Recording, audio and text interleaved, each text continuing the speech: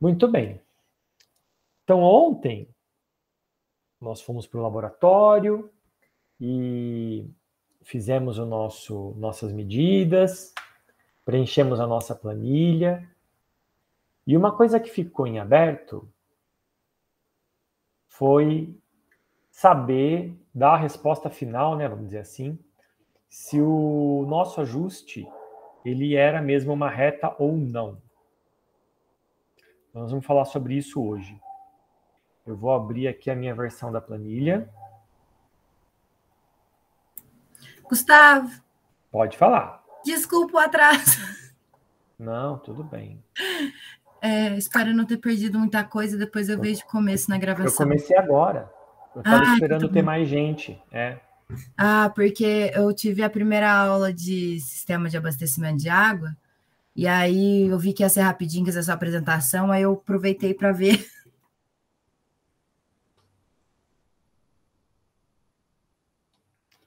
Eu vou abrir a nossa planilha aqui. Então, hoje eu fiz uma pequena correção na planilha, né? Espero que vocês tenham visto.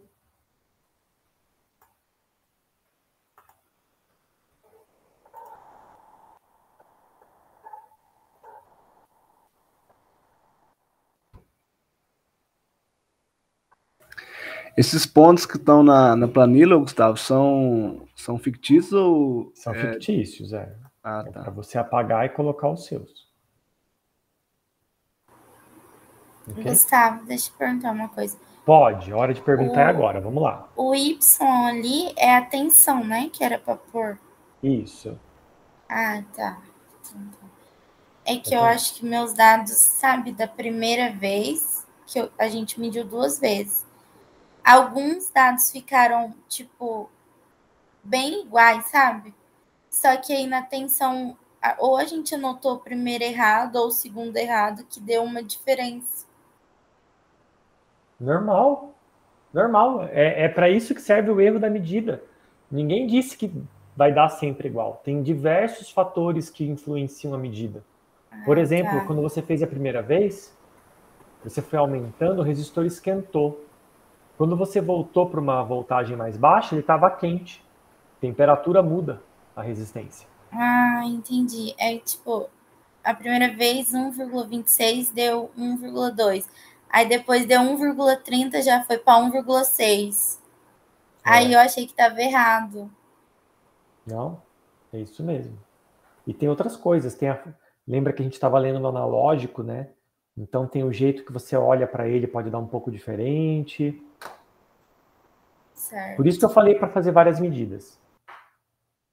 Já era prevendo que ia dar bastante errado mesmo. Sim. Bom, então tudo que nós falamos ontem, pode falar. Quem mais? Eu tenho uma dúvida também. Eu e a Bia fez junto. E o nosso tá dando... O coeficiente linear não tá passando por 0, o que tinha que passar. Tá dando 0,09 com o erro 0,11. E aí não passa por 0. Tá certo. Tá certo? Não, tá certo. Tá certo. Porque se o erro é 0,11, quando você pensa no intervalo de confiança, que é a medida menos o erro e a medida mais o erro, 0,09 menos 11 dá negativo. Uhum. Então o intervalo está começando... Hã? Tá dando menos 0,09. Tudo bem. Aí quando você soma o mais 0,11, está dando positivo. Então, está dando mais 0,02. Ah, sim. O importante é o zero, tá no meio do intervalo. É verdade. Nossa, que lerda. E eu não tem que dar zero exato. Né? Nunca vai dar zero exato. Ai, tá, obrigada. Tá tudo bem. Você ficou envergonhada com a sua dúvida? Por quê? Eu Não, eu estou indignada que ficou eu e a Bia falando disso meia hora e nenhuma das duas percebeu que estava dando 0,02. Isso é mais que 0. É mais que 0. E ainda ficou falando disso ontem até 00:30 e não chegamos a conclusão nenhuma. Até porque, para dizer que não passa pelo zero, é mais complicado. Para garantir, falar assim, ó, não passou pelo zero.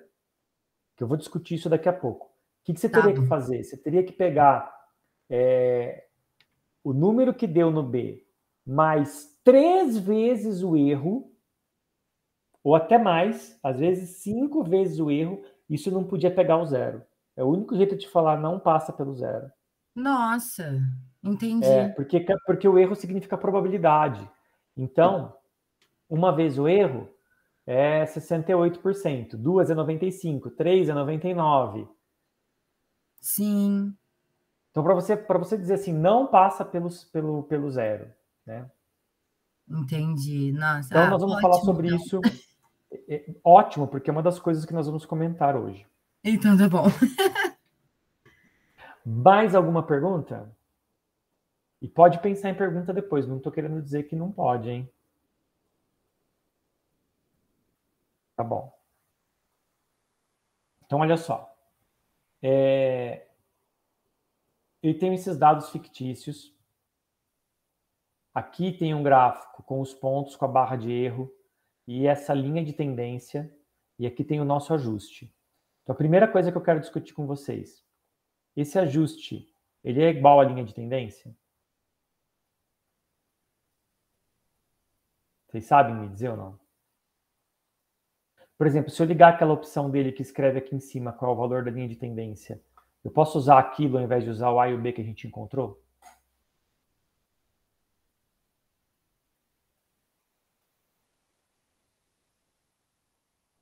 Ninguém? Quer chutar?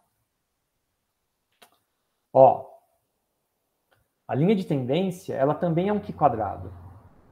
A diferença é que ela ignora as barras de erro. Ela é uma tendência. Ela não é um ajuste estatístico. Ela é só uma tendência estatística. Então, ela faz de conta que as barras de erro não existem. Quando você faz o Q², aqui todos os erros são iguaizinhos. Mas vamos supor que eu tivesse erros diferentes de um ponto para o outro. Por exemplo, eu venho nesse último ponto aqui de cima e digo que o erro dele é 2. Ele não mudou aqui. Por que ele não mudou? Porque eu uso a planilha do Google. A planilha do Google não deixa eu pegar o erro de uma coluna. A do Excel deixa, a do Google não deixa. Então ele nem mudou aqui. Mas mudou aqui, ó. Olha que eu mudei aqui a barra de erro. Olha o que aconteceu com essa faixa. Eu vou mudar de novo, ó. Vou dizer que o erro é 5. Conseguem ver que mudou ou não? Vou voltar para meio, que é o que estava. Lá.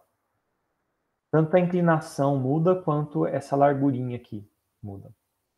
Então, o que está acontecendo? O ajuste que nós fizemos, que é a máxima verossimilhança, ele obtém os valores estatisticamente corretos para o que a gente quer estimar, para os parâmetros do modelo. E leva em conta a barra de erro. Por uma coincidência numérica, se todos os erros são iguais, se e somente se todos os erros são iguais, então o A e o B da linha de tendência é igualzinho ao A e o B dessa reta. Como todos os erros são iguais, essa reta de tendência é sim igual à nossa reta ajustada.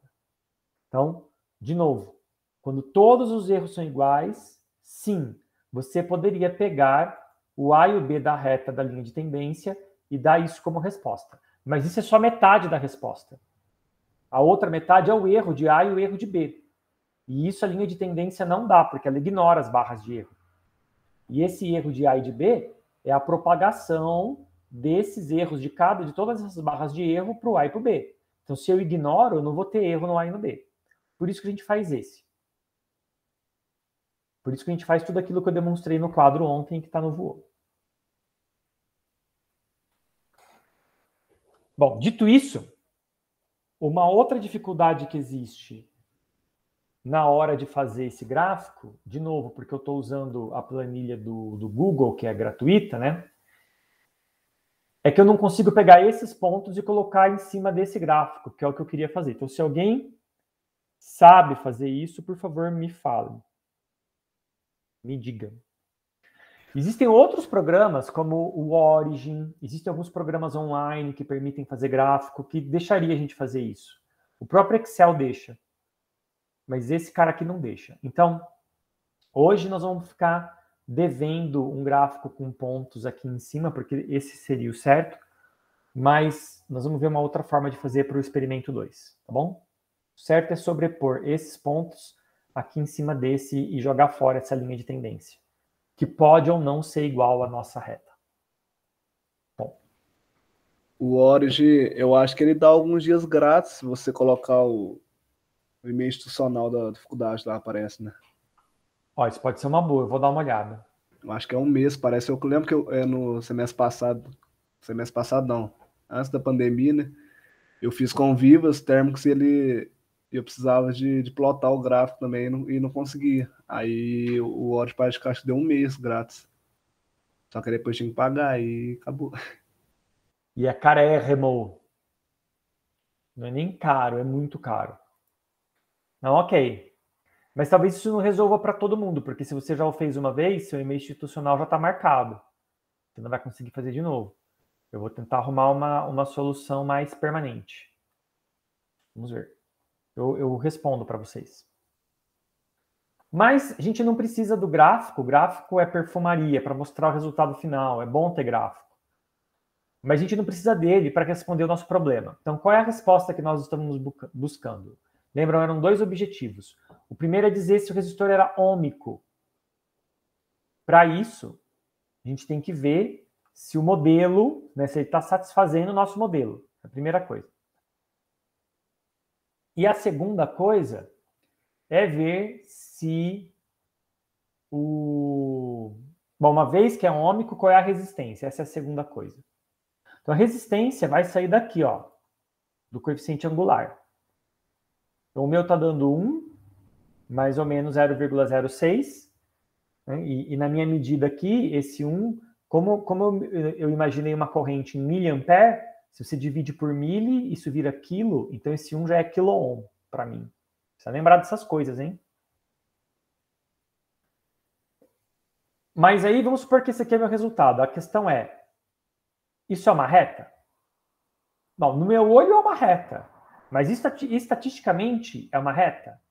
Como que a gente sabe? Então, aqui embaixo, nós temos esse ajuste aqui, ó, que é o goodness of fit, a qualidade do ajuste. Ok? Esse número, a gente sabe mais ou menos quanto ele tem que dar. Então, vou mostrar para vocês aqui o capítulo 14 do Vuolo, que eu vou colocar disponível para vocês lá no curso.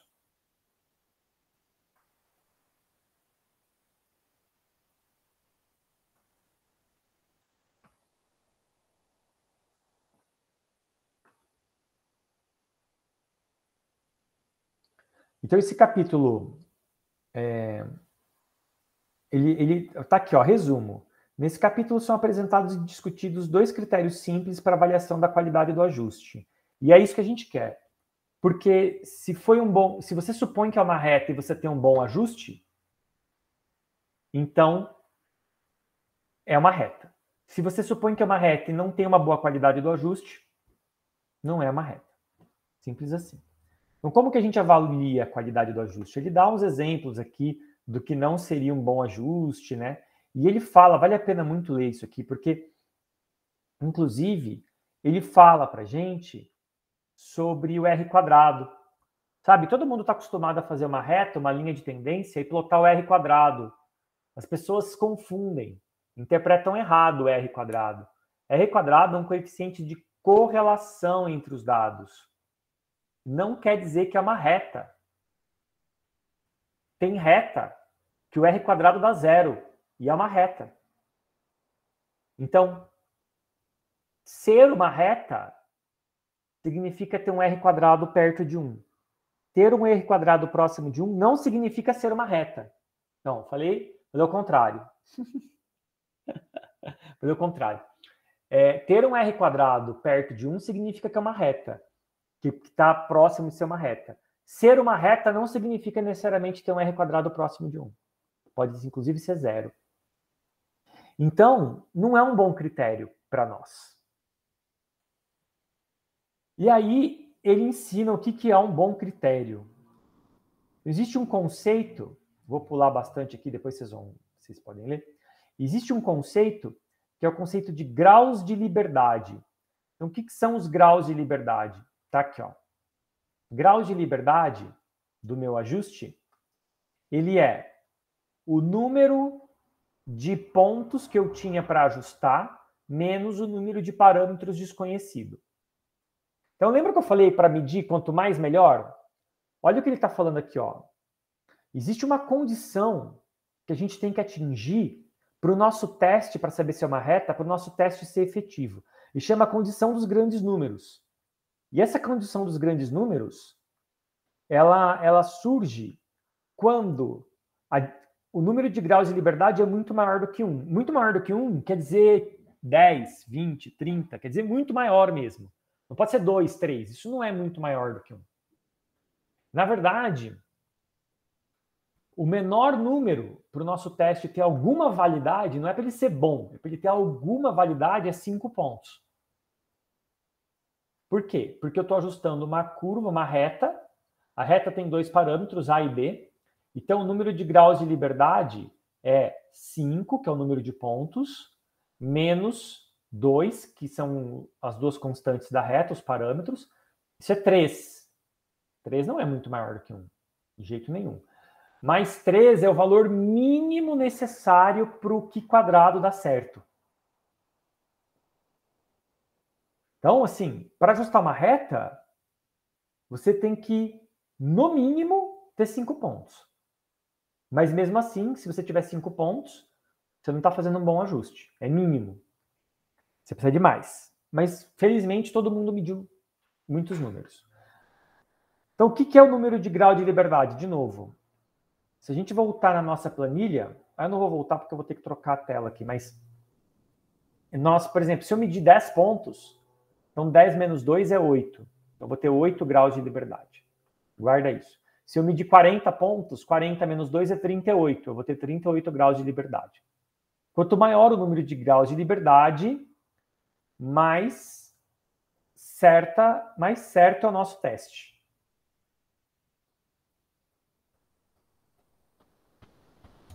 E aí, ele diz aqui, ele explica, ele fala, se você tem um grande número de pontos e o seu ajuste foi bem feito, se o seu modelo descreve bem os dados, então, sabe o que vai acontecer?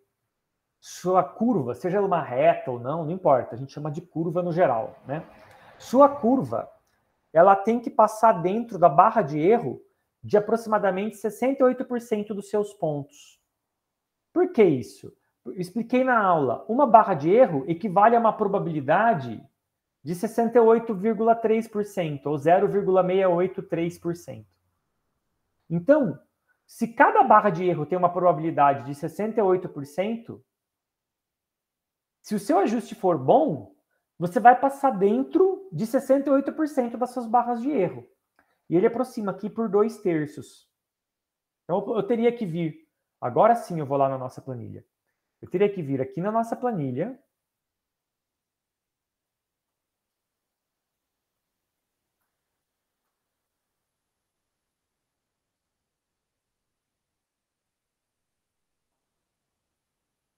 E ver quantas barras de erro eu passei dentro. Lembrando que, na verdade, nosso erro não era 0,5, era 0,3 no lab, né? Então, eu vou mudar aqui. Só que eu tenho que mudar aqui também. Ele não deixa eu...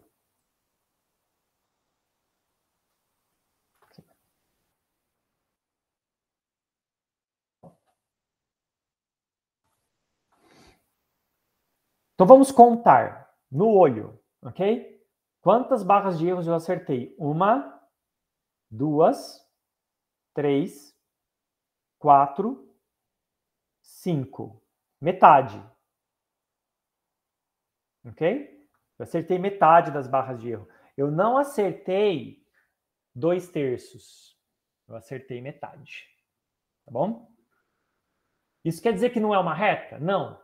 tem uma margem de segurança aqui, né? Tem que acertar mais ou menos 68% das barras de erro. Mas para isso eu tenho que ter um número muito grande de pontos. Talvez 10 pontos não seja o suficiente. Então, quanto que é bom o suficiente? Aí entra um outro conceito, que é esse daqui. É o conceito do... Eu vou trocar para o português aqui, ó. Qualidade do ajuste. O que é isso? Isso aqui é o valor do Q² mínimo que a gente obteve. Então, é o Q² que eu obtive fazendo o ajuste dessa reta, dividido pelo número de graus de liberdade. É isso que está abreviado aqui, GDL, graus de liberdade. Então, aqui, por exemplo, eu tenho 10 pontos. Começa aqui no 3, né? Não, 11. É isso? 1, 2, 3. Não, tá certo, vai de 1 a 10. Tem 10 pontos.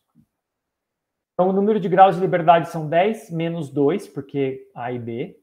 Então, são 8. E aí ele pega, se vocês vierem aqui nesse cálculos não mexer aqui, ó, ele mostra quem que é o Q². 1,6 vezes 10 elevado a 1, então é 13. Q² deu 13,6. E a hora que eu dividi pelo número de grau de liberdade, grau de liberdade é menos 2, perdão. Olha, estava errado na planilha. A hora que eu dividi pelo número de grau de liberdade, dá 1,7, que é o número que ele copiou para cá, agora ele arrumou, 1,7. Então, isso daqui, esse número, é semelhante a gente contar quantas barras de erro eu acertei. Se eu passar dentro de 68% das barras de erro, esse número aqui dá 1. Se eu acertar mais do que deveria, esse número dá menor. E se eu acertar menos do que deveria, esse número dá maior. Eu acertei menos do que deveria, eu acertei metade, né? Em vez de acertar, vamos lá, 6,8% de 10 pontos, arredonda para 7. Eu tinha que acertar 7 pontos. Ao invés de acertar 7 barras de erro, eu acertei 5. Eu acertei menos barras de erro. Então, esse número aqui dá maior.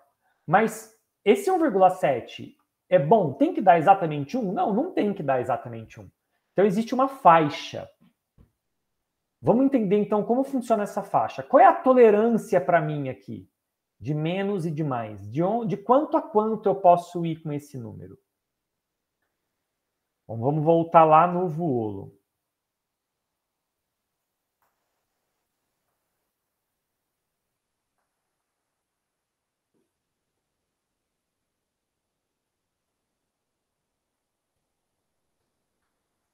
Então, se a gente continuar na leitura, ele explica para a gente como que funciona o número médio de incertezas. E ele mostra para a gente aquela quantidade ali, ó, Q² reduzido, que é o Q² mínimo dividido pelo número de graus de liberdade. Ele fala, a gente pode usar isso aqui para fazer o tal do teste do Q² reduzido. E esse teste, ele vai me dizer se é uma reta ou não.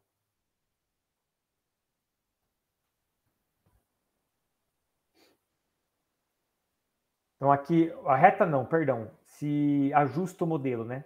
Se os dados condizem com o modelo ou não. Então eu quero mostrar para vocês, eu estou passando aqui, vocês podem ler isso daqui, mas ele faz algumas demonstrações e aqui ele mostra, ó, que o Q² médio esperado, reduzido, né, o valor médio que a gente quer é 1. Ok? 1. Por isso que eu falei que aquele número lá tinha que dar perto de 1. Porém, o Q² que a gente fala mais provável, ele é um outro número. Ele é 1 menos 2 dividido pelo número de Q² reduzido. E aí, se a gente puxar uma calculadora rapidinho aqui, vocês não vão ver minha tela porque eu estou compartilhando só essa telinha. Deixa eu mudar meu compartilhamento, peraí. Eu não estava compartilhando a tela inteira, mas...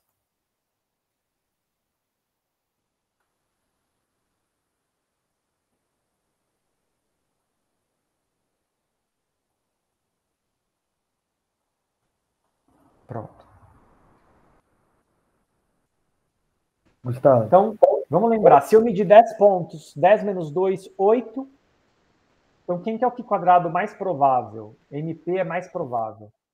Ele é 1 menos 2 dividido por 8, que é 0,75.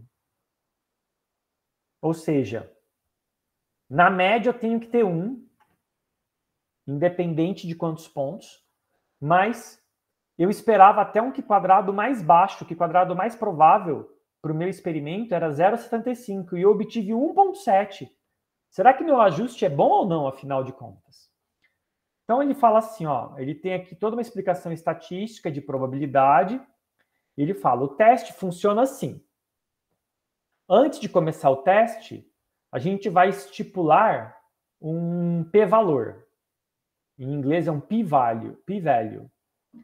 Esse p-valor, ele me dá a zona de exclusão. Então, é um número pequeno. Por exemplo, normalmente se costuma adotar um p-value de 0,5. Então, eu vou vir aqui na minha planilha e vou temporariamente anotar aqui, ó. P-valor 0,05. Gustavo, posso fazer uma pergunta?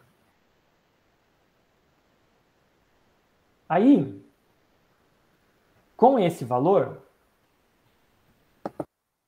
nós vamos pegar o complementar dele. Pode falar, César. Deixa eu te perguntar, na hora que você estava mexendo aí na sua planilha, em ajustes, lá nos cálculos que não era para a gente mexer, você falou que tinha um dado que estava errado. Isso, eu mudo lá depois, mas se vocês quiserem arrumar nessa coluna aqui, ó, o grau de liberdade era quantos pontos eu tenho menos 2, porque são 2 parâmetros. Estava menos 1. Ah, tá. É só trocar isso aqui de 2 para 1. Okay. Ele só muda o que nós estamos fazendo hoje, ele só muda esse número aqui, então ele não impactou em nada o que vocês fizeram até agora. Tá. Tá bom? Uhum. Então, o que significa? Vamos interpretar isso daqui antes de eu continuar fazendo conta, né? Esse número aqui, ó, do p-valor, isso aqui é algo que a gente escolhe. Deixa eu dar mais um espaço. Nós é que escolhemos, é para ser um número pequeno, e ele tem um significado muito importante. Ele diz para a gente, vou pegar uma outra cor aqui.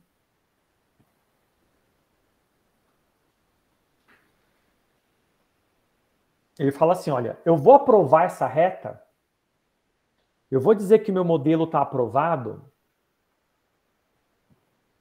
se a chance de eu obter essa reta aleatoriamente for muito pequena. O que eu quero dizer com isso? Vamos supor que o resistor não fosse ômico, tá bom? Vamos supor que fosse uma coisa que, ao invés de dar uma reta, desse uma parábola. Só que os pontos, como a gente conversou hoje mais cedo, eles podem dar diferente. Cada vez que eu mexo, que eu meço, o resultado pode ser levemente diferente. E aí, olha como os pontos flutuam, né? Eles dançam aqui.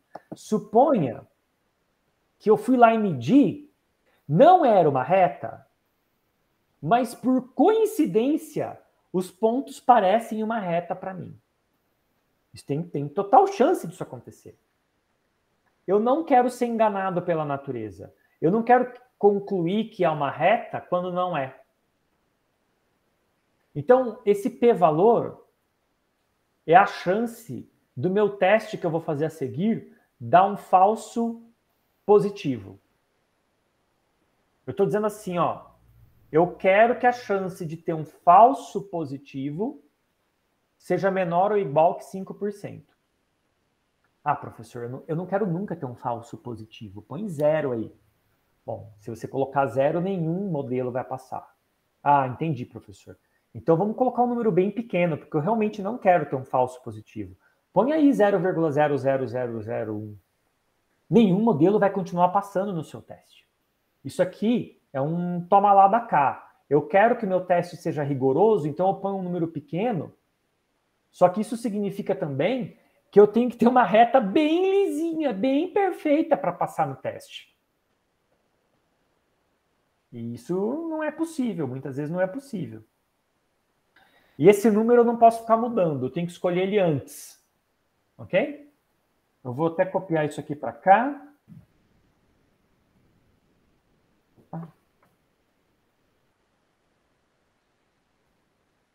Pronto. E aí a gente pode organizar de novo isso daqui.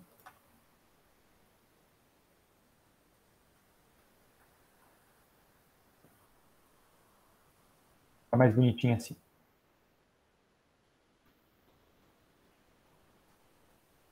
Então, é o p-valor eu escolho. E o complementar ele calcula sozinho. Ok.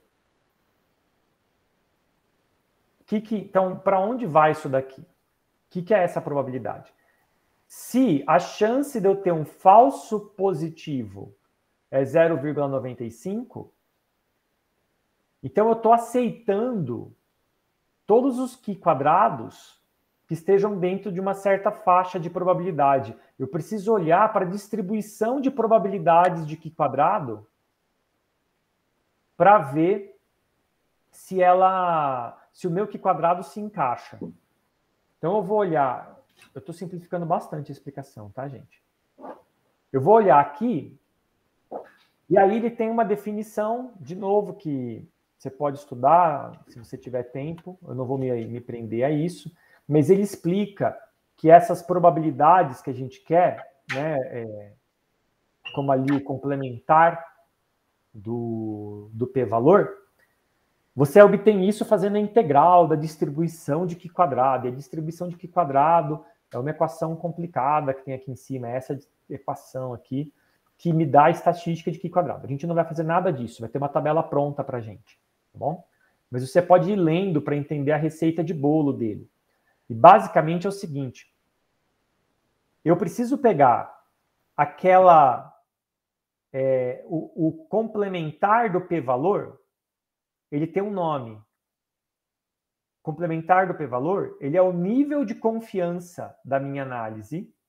Então, se eu sei que tem 0,05, eu sei não, se eu definir que tem 0,05% de chance, ou 5%, desculpa, de chance de dar um falso positivo, então o complementar do p-valor, ele é o que nós chamamos de nível de confiança da minha análise.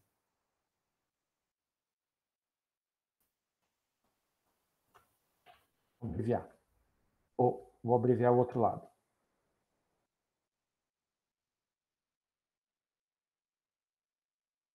É o quanto eu confio na minha análise.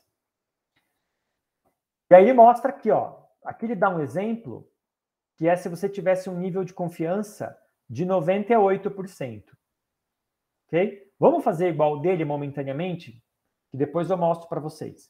Então, vou voltar aqui. Antes de fazer a análise, vou mudar meu p-valor para 0,01. Aí, ó, se o p-valor... Aliás, perdão.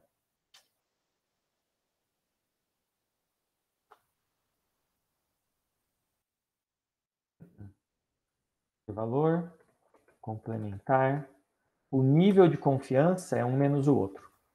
Desculpa. Como eu disse na aula de ontem, minha desculpa é que faz tempo que a gente não faz isso.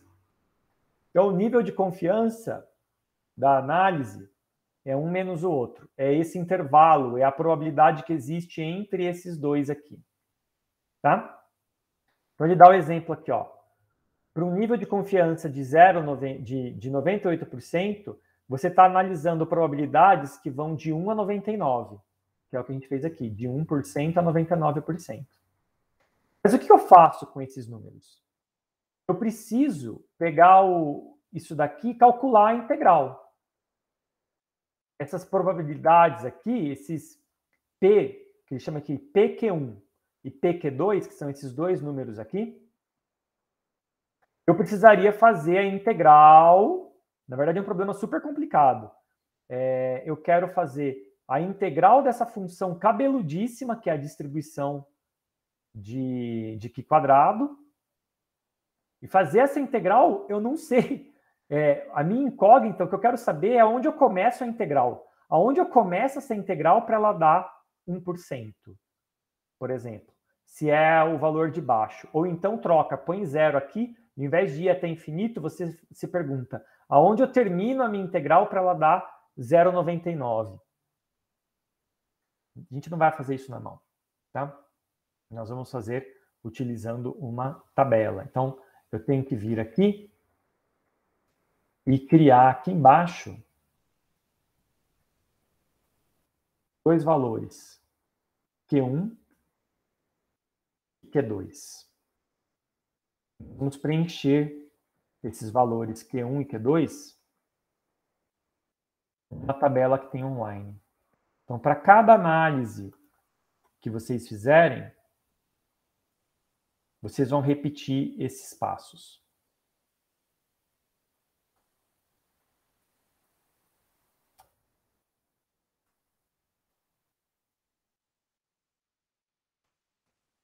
Então, como que eu faço isso?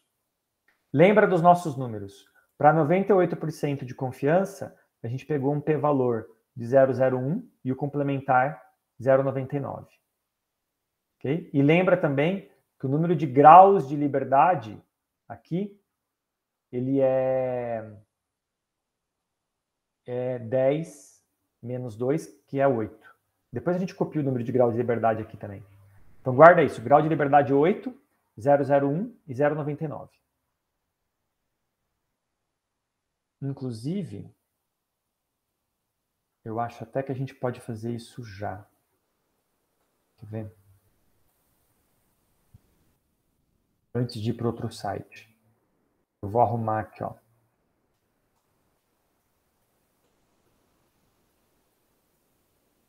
Aqui. Esse vai passar para cá. Cá. E aqui nós vamos colocar aqui quadrado mínimo. E aqui nós vamos colocar graus de liberdade.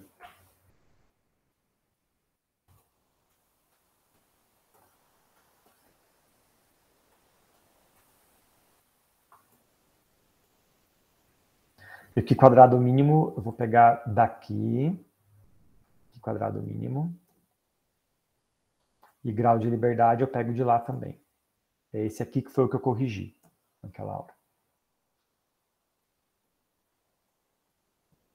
Grau de liberdade é um número simples.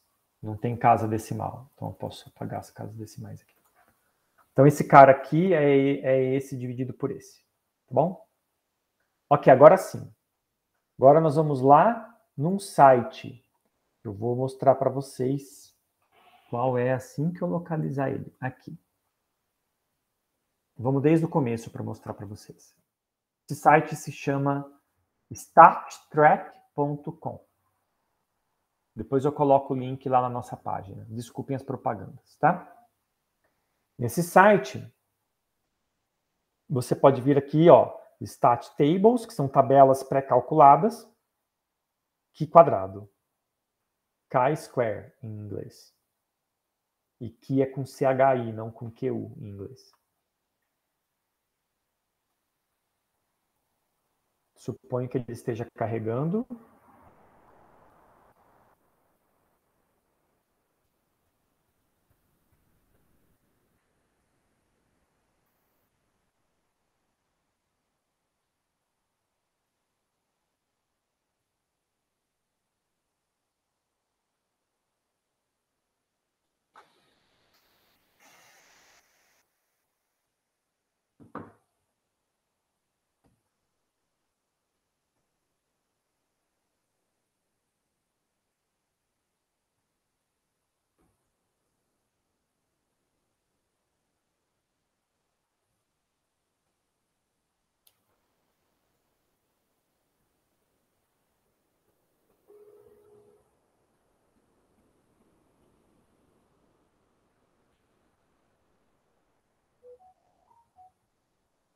Vocês estão me ouvindo, gente?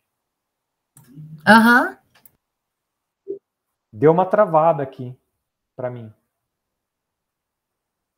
Ah, eu achei que você estava quietinho Voltou. esperando o site carregar. Então ficou em silêncio um minutinho, eu acho. Tá bom. Então, só para vocês saberem que eu estava aqui falando sozinho. Esse site travou meu computador inteiro. Ótimo. Então, ele abriu aqui a tabela de Qi quadrado. E aí, nós temos 3 caixinhas, e até tem os valores que eu já brinquei aqui antes, no começo da aula, quando não tinha pouca gente. Tem 3 caixinhas aqui, das quais nós vamos preencher sempre 2. Então, eu vou vir aqui e vou preencher o número de graus de liberdade. Qual que é o número de graus de liberdade da minha análise mesmo? 8. Na minha é 8. De vocês vai ser a de vocês. E aí eu vou colocar aqui o primeiro valor. Então, se eu estou fazendo de 0,01, vamos escrever aqui, 0,01. E aperta calcular. E ele me deu um valor de volta. Tem que apertar de novo. Ele me deu um valor de volta. 1,65. Pega esse valor e copia aqui embaixo na nossa planilha. 1,65.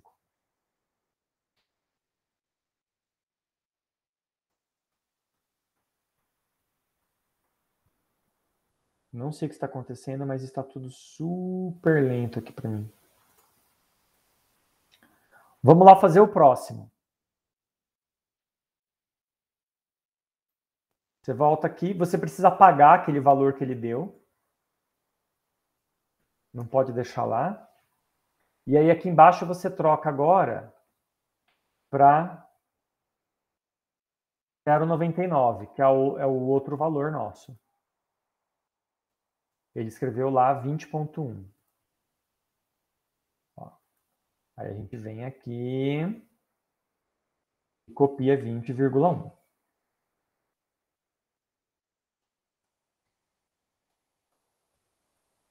Ok? Então, o teste é o seguinte. Se o nosso Qi quadrado ficou no meio desses dois, é uma reta. É uma reta com 98% de confiança de que é uma reta. E ficou, né? Tá aqui, ó, 13. 13 é maior do que esse e menor do que esse. A gente pode até para cá,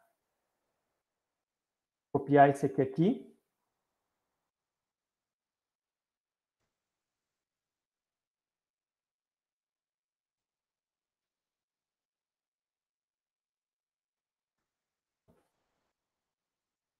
E aí a questão é se passou ou não. E aí a gente pode colocar uma condicional aqui. Então, se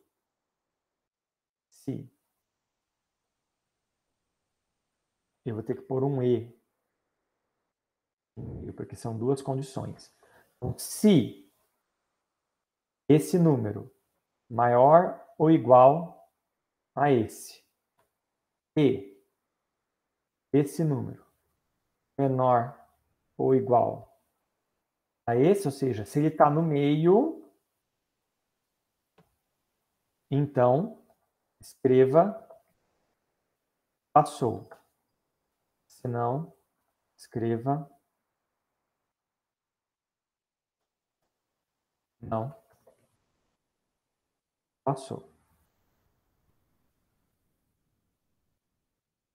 Então tá lá. Passou no teste. E a gente pode vir aqui na formatação, condicional, se a célula, se o texto é exatamente passou, tinte de verdinho, se o texto é exatamente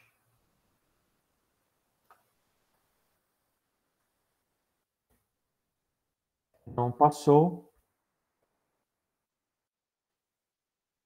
tinte de vermelhinho. Ok? Aí só para testar, vou escrever 25 aqui, para mostrar que ele mudou lá para não passou. Só que esses números aqui vocês vão ter que pegar sempre lá daquele outro site. E agora sim você pode dizer é uma reta. Meu teste estatístico me diz que é uma reta. Tudo bem? Vou juntar esse com esse. Vou pegar esse daqui inteiro. Eu vou chamar de teste de quadrado.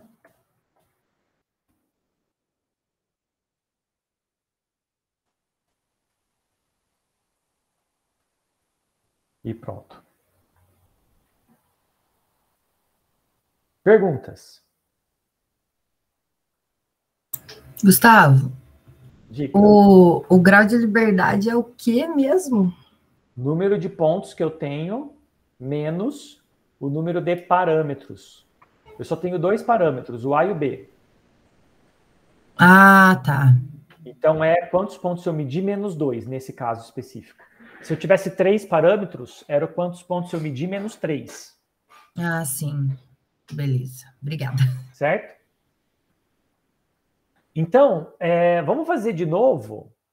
Só que vamos fazer de novo agora de uma outra forma. Vamos fazer de novo com 0,05 de p-valor, que é o p-valor mais usado na literatura. E quando a gente faz isso, o nível de confiança do nosso teste passa a ser 90%. O que muda? Vamos lá no site. Eu tenho que mudar esses caras aqui. Eu apago. Dura aguentar a Ana Maria Braga aqui, né? Vamos lá. Precisa também fazer propaganda. Nossa, ela não vai sair. Pronto. Deixa lá. 0,05. Ou, perdão, não é aqui. 0,05. Calcular.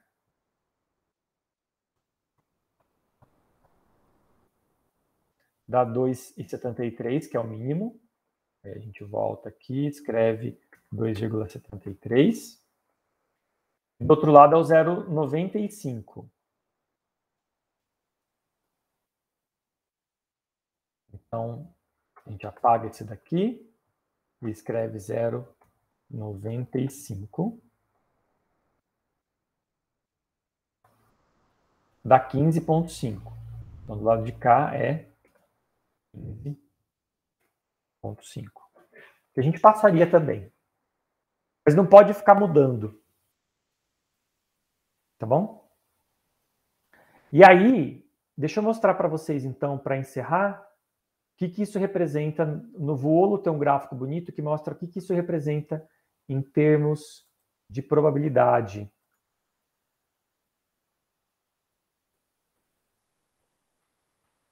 Que é esse gráfico aqui. O que é isso? Vou ter que tirar um pouquinho de zoom para caber inteiro. É graus de liberdade na vertical. Na horizontal, quanto que a gente espera que dê o Q quadrado dividido pelo número de graus de liberdade, né, o Q quadrado reduzido. E aqui as faixas. Então ele mostra assim. Se eu fixar no... o César levantou a mão. Pode falar, César. Gustavo, deixa eu te perguntar. Talvez a minha pergunta pode ser um pouco simples, mas eu não consegui entender depois. Esse valor de... Eu ia falar assim, você pode falar só um pouquinho mais alto. 0,3, tá chegando baixo um valor padrão? Desculpa, César. Vou pedir para você repetir um pouquinho mais alto. Tá bem baixinho para mim aqui. Tá me ouvindo melhor ou não?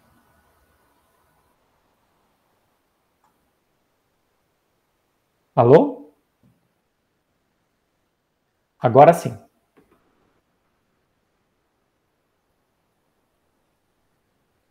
Peraí, não estou te ouvindo de novo. Meu notebook também tá travando um pouco. Tá mudo agora. Tá me ouvindo? Ah, tá bom. Foi? Disso eu entendo. Estou.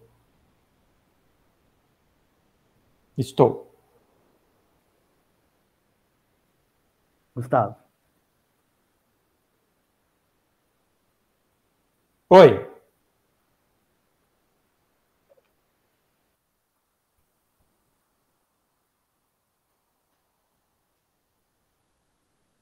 Ô César, tá bem cortando. Eu escuto palavras soltas só.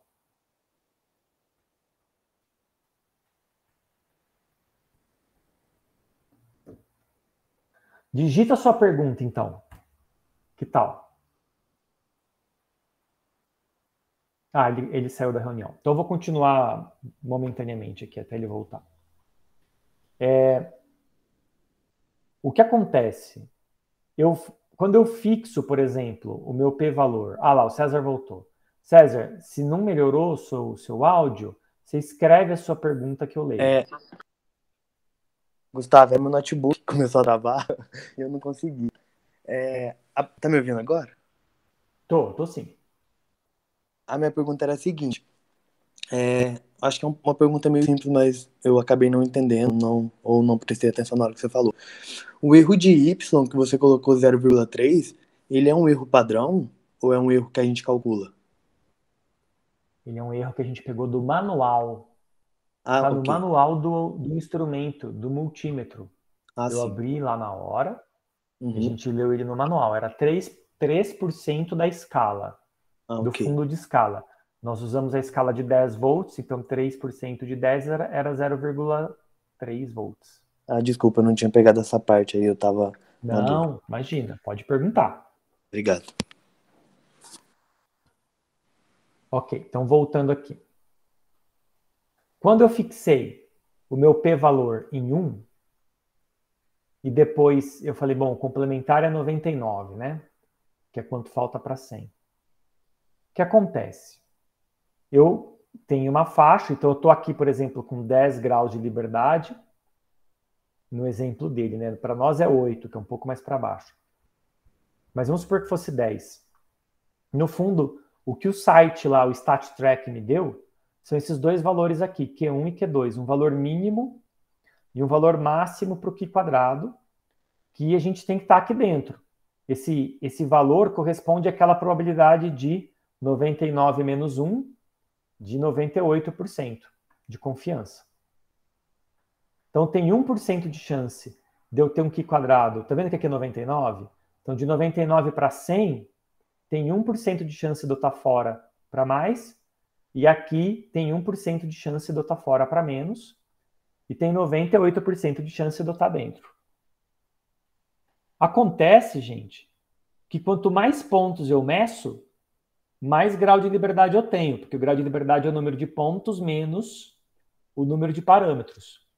Então, como o número de parâmetros vai ser sempre 2 para a reta, quanto mais eu vou medindo, mais ele vai subindo aqui. E aí, olha o que acontece com essas linhas. Elas vão ficando mais estreitas. Forma essa torre aqui, mais fininha. E ela está em volta de quem? Qual que é o número que está reto aqui embaixo, ó, onde tem esse 50%? Qual que é o número que está aqui? 1. Lembra que eu falei que o Q quadrado dividido pelo número de graus de liberdade, a gente espera que ele dê perto de 1? Então, quanto maior o número de pontos, mais o limite fecha ao redor de 1. E se der algo muito diferente, por exemplo, com 150 graus de liberdade, se der algo muito diferente de 1, eu já começo a desconfiar que não bateu. Então, é isso que está acontecendo aqui. Eu fixo primeiro, eu deixo fixado o meu p-valor, e aí, de acordo com o grau de liberdade, eu vejo se o meu experimento caiu aqui dentro. Então, esse é o teste de Q quadrado. Eu vou dar Ctrl Z.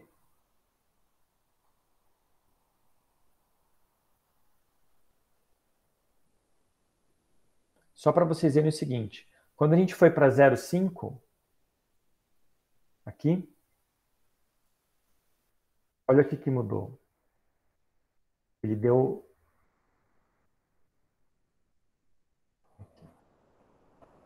De 0,1 para 0,5, esses números aqui mudaram. Esse 1,65 foi para 2 e pouco, e esse 20 caiu para 16, né? Se eu não me engano.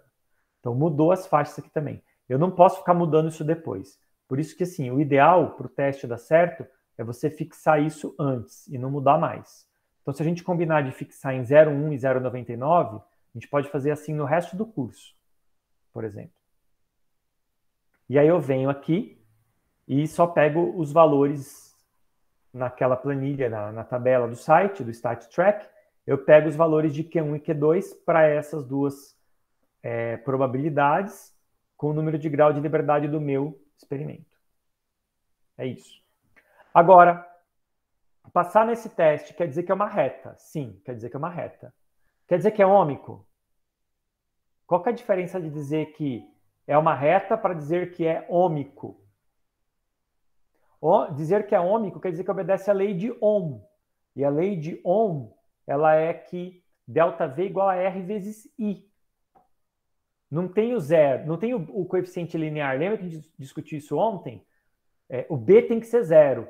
Então, para dizer que é ômico, tem que passar nesse teste, tem que ser uma reta e o coeficiente linear tem que ser compatível com zero. As duas coisas. Aí eu posso dizer que é ômico. Tá bom assim?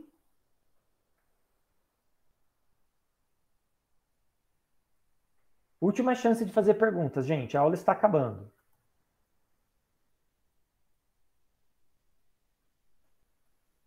Ô, Gustavo, Diga, fala essa última parte do zero de novo, só para eu armazenar melhor, que eu não sei se eu entendi. Pensei em você mesmo, porque foi você que falou que estava com dúvida nisso no começo. Eu estava pensando aqui, mas não sei. Ó, para obedecer a lei de Ohm, não pode ser qualquer reta. A lei de Ohm é uma reta que passa pelo zero. Tá claro isso para você ou não? Tá claro. ΔV igual a RI. Não tem mais nada depois. Então, tem que passar pelo zero. Então, para provar que o resistor é ômico, eu preciso garantir duas coisas. Eu preciso garantir que é uma reta, que os dados que eu observei correspondem a uma reta, e garantir que essa reta passe pelo zero. Então como que eu faço isso? Primeiro, para ser uma reta, precisa passar nesse teste. Passou. E aí eu tenho que olhar para o B para ver se o coeficiente linear está dentro. Uhum. Ok? Beleza. É isso. Então, dá joia. Obrigada. Tem ainda uns detalhes sobre isso que eu estou passando por cima, mas que eu espero que eu tenha tempo de conversar com vocês depois. Mas só para deixar uma palhinha aqui. Na verdade, a gente nunca prova nada. Nenhum desses testes prova alguma coisa. Perdão, que não prova nada. Você nunca pode provar que uma coisa está certa, que uma coisa é verdade. Só pode provar que é mentira. Por exemplo, aqui dá 0,03 mais ou menos 0,20. Eu provei que é zero? Não, eu não provei nada.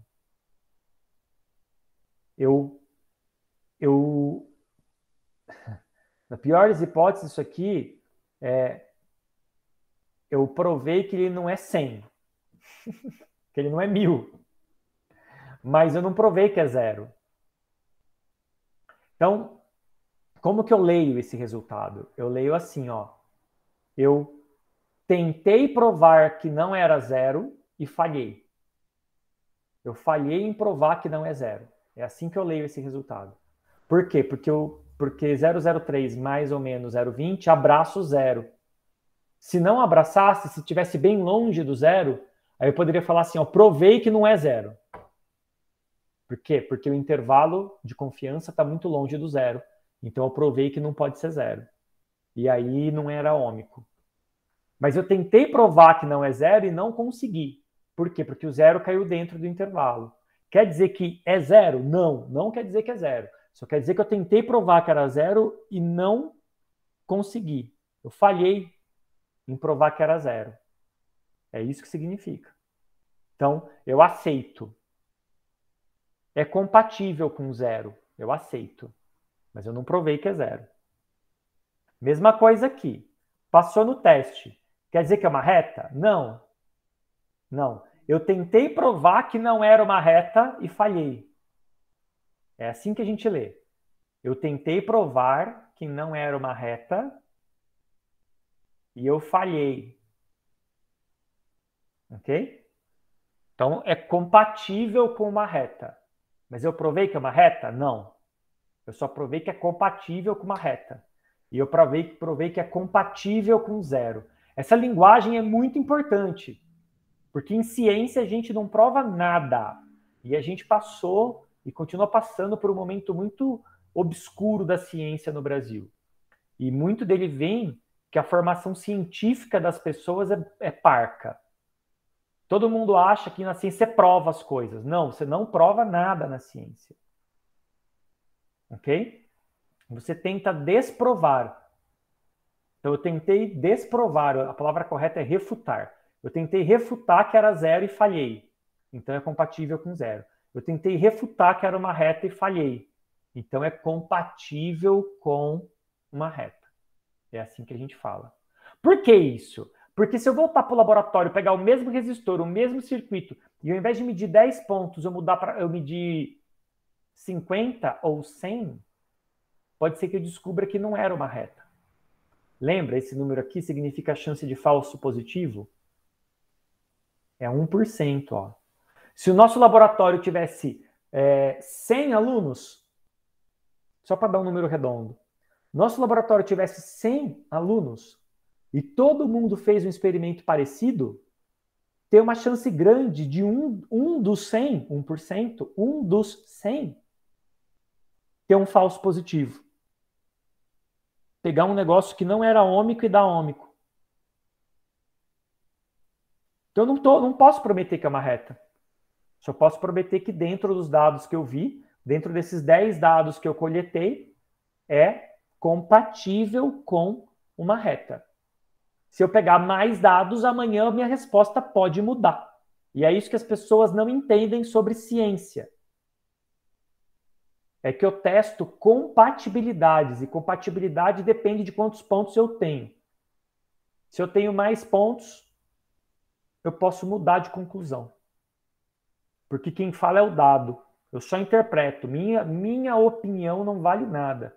Eu interpreto o dado. Se o dado mudar, eu preciso que a minha interpretação siga o dado. Tá bom? Tem motivo estatístico para isso, mas não faz parte desse curso. Ok, gente? Ok. Então tá bom.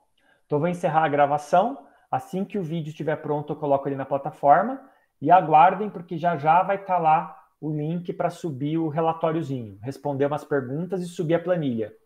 Essa planilha que eu acabei de editar aqui, ela é a mesma planilha que vocês baixam. Então, se você entrar lá, eu estou vendo vocês online aqui, ó, vocês podem baixar uma cópia nova ou copiar, faz o que vocês quiserem aqui, tá? Ok. Ô, Gustavo, você vai mandar para a gente responder? Tem que responder até que horas? Até amanhã. Tá, joia. Tá bom?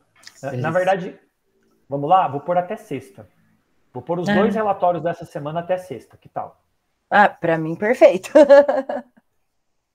Então tá bom. Obrigadão. Beleza, gente. Tchau. Até mais. Até amanhã. Amanhã em sala, hein? Ó, eu não falei hoje aqui, mas tem experimento novo, hein? Assistam o vídeo do Cassius. Tá aberto? Pode deixar. Desde hoje de manhã tá aberto o experimento 2. Não deixem de se preparar para o experimento 2. Tá bom. Beleza. Falou. Obrigado. Tchau. Eu que agradeço.